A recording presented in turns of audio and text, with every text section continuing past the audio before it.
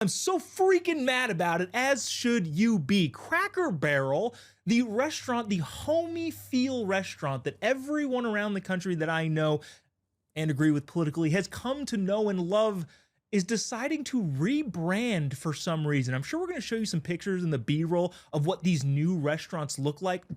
And I want to get to our panelists comment on this, but for the only thing I have to say about this, and this can probably be a 3-hour podcast in and of itself, is the idea that the elites, the upper echelons of society that live in these super modern houses and have no, I don't know, feeling to them at all, want to impose that on us is what is wrong with this. Cracker Barrel has the I'm at grandma's house vibe. The food is fine and there's nothing, good or bad necessarily, but we go there for the vibe, the rocking chair out on the porch, the staff and their warmness.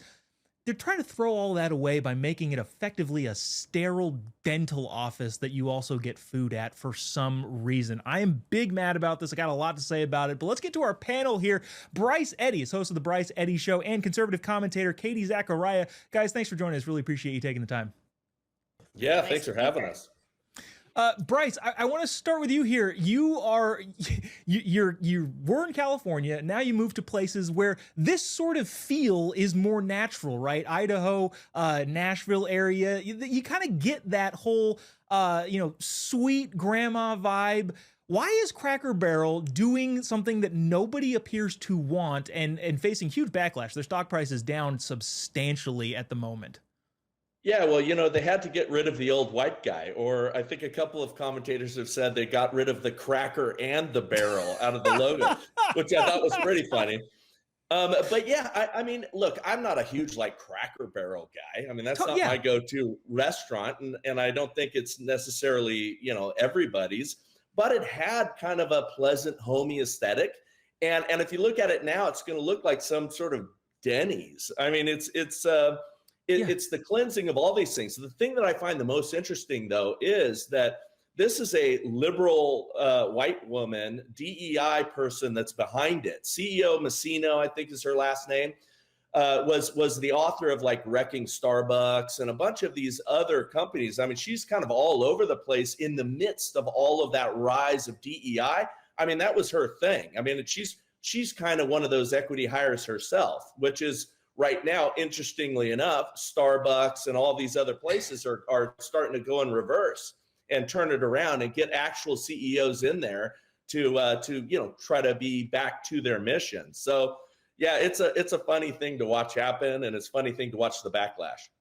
Yeah, Katie, again, I think this has a huge cultural significance. I recognize this is a restaurant chain, and whether or not that affects your day-to-day life, probably not. But overall, just as a culture, trying to get rid of things that nobody is mad about for the sake of, well, we're modernizing and making it cleaner, and this is how I like I want my apartment to feel sterile like a laboratory. Therefore, that's what you guys will be having to deal with in our new restaurants. What, again, same question, what's going on in the minds of people who are altering one of America's beloved food chain restaurants?